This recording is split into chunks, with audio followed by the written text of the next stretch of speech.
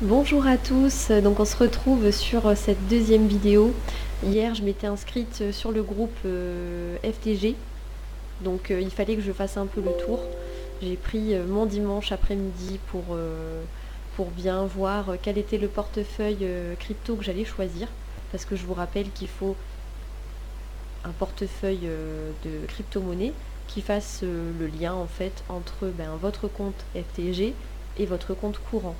Donc moi en tout cas voilà, mon choix s'est porté sur Coinbase. J'ai consulté pas mal de personnes qui eux s'en servent depuis pas mal de temps. C'est une plateforme assez intuitive, elle est relativement adaptée pour les novices en crypto comme moi, parce que du coup c'est mon premier portefeuille crypto que je vais ouvrir. Donc voilà, il me semble que le support aussi est en français. Moi pour ma part il me paraît simple, clair et net, pas très compliqué à comprendre. Donc voilà, au niveau des frais c'est relativement correct. On a des frais d'1% quand on procède par virement et de 3 et quelques pourcents quand on fait par carte bleue. Donc après voilà, tout va dépendre du moyen que vous allez privilégier pour faire vos dépôts. Donc rapidement avant de passer aux captures d'écran, il y a une petite formule de parrainage. Je vous mets le lien, mon lien Coinbase en bas de la vidéo. C'est pas grand chose, mais lorsque vous passez par ce lien, dès lors que le filleul investit au moins 100 $ sur le site, il bénéficie de 8 € et le parrain aussi. Donc le parrain comme le filleul gagne 8 € et il n'y a pas de petit profit. Je trouve ça voilà, relativement intéressant. Donc libre à vous de faire votre choix, mais je vous partage quand même mon lien et je vous laisse voir par la suite ce que vous allez choisir, voilà, au niveau du portefeuille. Donc, alors, au niveau de l'inscription, donc si vous cliquez sur le lien, vous allez basculer directement sur cet écran. Donc vous aurez, j'ai fait les screens vu que je me suis inscrite hier. Donc sur cet écran, vous avez le nom, prénom, email et mot de passe à renseigner. Vous cochez donc je ne suis pas un robot, donc jusque là voilà, il n'y a rien de bien compliqué pour s'inscrire. Ensuite on a un nouvel écran, créer votre compte. Donc après voilà, c'est vrai que ça fait un peu redondant, mais voilà, Coinbase nous redirige vers cette page. Donc vous renseignez de nouveau le nom, le prénom, l'email et le mot de passe. Et vous passez ensuite à l'étape suivante. Donc ça c'est relativement rapide. Vous recevez ensuite un mail que vous devrez aller checker dans votre boîte mail. C'est un mail de confirmation pour valider votre boîte. Ça fait partie des modalités de vérification standard, j'ai envie de dire, quand on crée un compte. Il y a ensuite le système du numéro de téléphone. Donc vous mettez votre numéro de portable et vous allez recevoir quasi instantanément un SMS avec un code de validation que vous devrez renseigner. À savoir que pour ma part, je me suis connectée 2-3 fois sur mon compte Coinbase depuis hier et à chaque reprise, il envoie un petit code gratuitement, il envoie un code sur le téléphone pour renforcer la sécurité en plus de votre mot de passe. Donc je sais que c'est une option que vous pouvez désactiver par la suite dans les paramètres. Moi pour ma part ça ne me dérange pas de recevoir le code et de le taper à chaque fois, au contraire. Ensuite l'étape suivante, vous savez après c'est pour tout ce qui est blanchiment d'argent et tout ça. Donc c'est pour ça qu'on vous demande toutes ces informations, le nom, prénom bien sûr, la date de naissance, votre adresse. Voilà, ça c'est déjà le truc basique. Ensuite, on va voir pourquoi vous utilisez Coinbase. Donc moi j'ai sélectionné l'option paiement en ligne. Il y a plusieurs possibilités, moi en tout cas voilà, j'ai choisi cette option là. Quelle est votre source de revenus? Alors pour ma part j'ai choisi le premier choix, je sais plus ce que c'était, mais j'ai mis que j'étais salarié en tout cas, donc il y a freelance, il y a plusieurs possibilités. Profession actuelle, là c'est plus dans le détail. Est-ce que vous êtes architecte, est-ce que vous êtes employé de banque, dans quel domaine, dans quel secteur? Donc moi j'ai précisé que c'est dans les assurances. et le nom de votre employeur.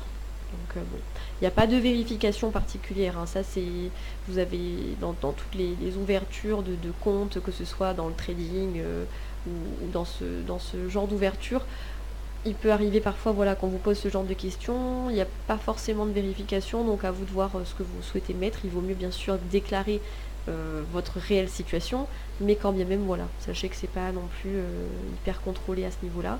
Ensuite, vous mettez donc votre pièce d'identité, donc soit permis de conduire, passeport ou carte d'identité. Donc pour ma part, j'ai mis ma carte d'identité recto verso. Vous cliquez dessus. Et puis, à vous de voir en fait, hein. Si le document est déjà numérisé, vous cliquez sur télécharger le fichier. Et si vous ne l'avez pas encore ou si vous n'avez pas de scanner, vous téléchargez l'application sur votre smartphone de Coinbase, parce que c'est aussi l'avantage et pratique. Et vous faites le même process en passant par votre téléphone et vous photographiez les pièces justificatives, hein, tout simplement. Pourquoi faire plus compliqué que ça? Donc à vous de voir le biais en fait, hein, qui est le plus simple pour vous. Pour ma part, je l'ai téléchargé, hein, je les avais déjà. Et puis voilà, ensuite vous avez, je ne l'ai pas là sous les yeux, mais vous avez en haut plusieurs onglets quand vous êtes sur votre espace. Vous avez le tableau de bord, achat, vente, compte, etc. Donc vous cliquez sur achat, vente.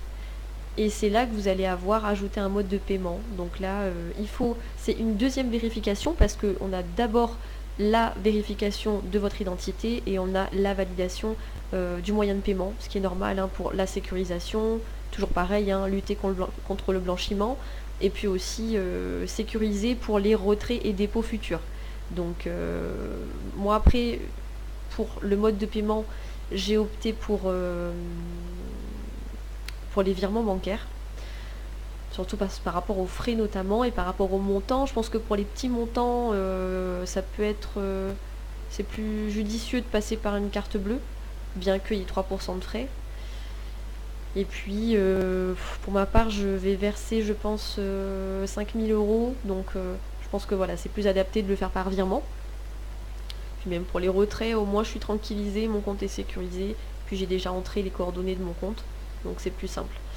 Pour ma part, je suis chez N26, donc toujours pareil, hein, si jamais ça vous intéresse, si vous préférez pas trop relier votre compte courant perso à tout ça, vous pouvez créer un compte secondaire. Moi c'est mon compte secondaire, hein. J'ai mon compte perso dans une vraie banque physique en France, et je me suis créé un compte annexe sur N26 qui est un compte allemand, européen, très sécurisé, j'ai aucun souci, ça fait pratiquement 2 ans que je suis dessus, et du coup c'est sur N26 que je vais voilà, tout transférer sur Coinbase.